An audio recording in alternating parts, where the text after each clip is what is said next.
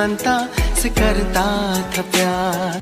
नमस्कार दोस्तों, मैं हूं अश्मित और स्वागत है आपका अपने channel life style by Ashmit पर। और आज मैं आपको लेकर जाने वाला हूं हजारों साल पुराने तिलस्मी खजाने से भरपूर आस्था, रहस्य और रोमांच के संगम स्थली विजयगढ़ के किले में। और इससे जुड़ी सारी जानकारी मैं आपको इस वीडियो में देने वाला हूं। आइए चलिए शुरू करते हैं।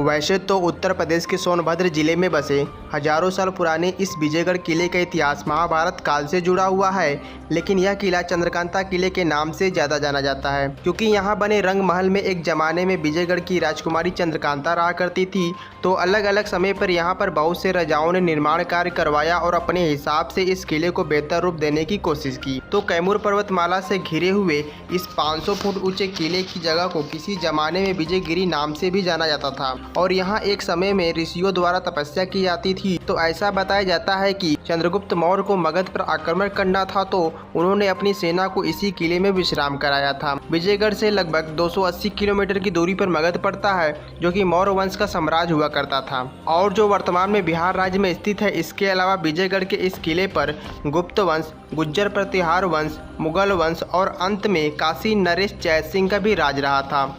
लेकिन मैं बता देता हूं कि साल 1888 यानी 1888 में प्रकाशित देवकीनंदन खत्री द्वारा लिखे गए हिंदी उपन्यास चंद्रकांता ने इस किले को पूरे देश में मेह प्रसिद्धि दिलाई थी।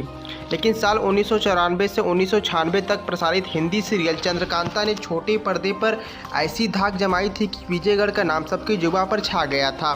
और फिर विजयगढ़ की राजकुमारी चंद्रकांता नौगढ़ के राजकुमार वीरेंद्र सिंह का अमर प्रेम कहानी लोगों के बीच में चर्चा और रोमांच का विषय बन गया। और मैं बताते चलूं कि इसी किले के अंदर से ही एक गुफा के जरिए नौगढ़ और चुनारगढ़ तक पहुंचने के लिए भी रास्ता बनाया गया था। और अगर आप चुनारगढ़ किले का भी वीडियो देखना चाहते हैं तो ऊपर आई बटन में दे दिया है, आप देख सकते हैं। और इन्हीं गुफाओं में खजाने के छुपे होने की संभावना भी अक्सर जताई जाती है। तो वीरगाथा, अय्यारों की अनसुनी कहानियां और तिलस्मी खजाने से भरपूर विजयगढ़ के किले के तार आस्था से भी जुड़े हुए हैं।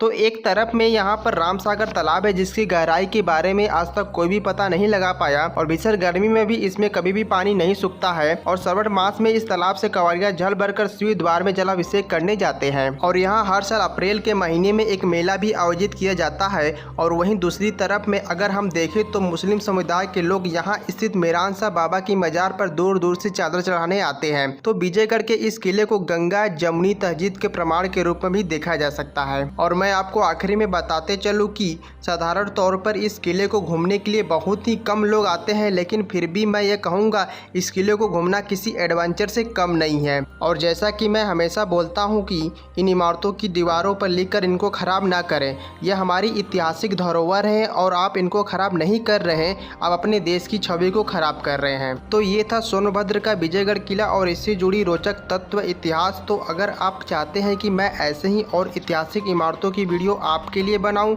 तो उस जगह का नाम कमेंट करके ज़रूर बताइएगा। उम्मीद करता हूं कि आपको मेरा यह वीडियो पसंद आया होगा। अगर आपको यह वीडियो अच्छा लगा तो लाइक और शेयर करना मत भूलिएगा। नमस्ते।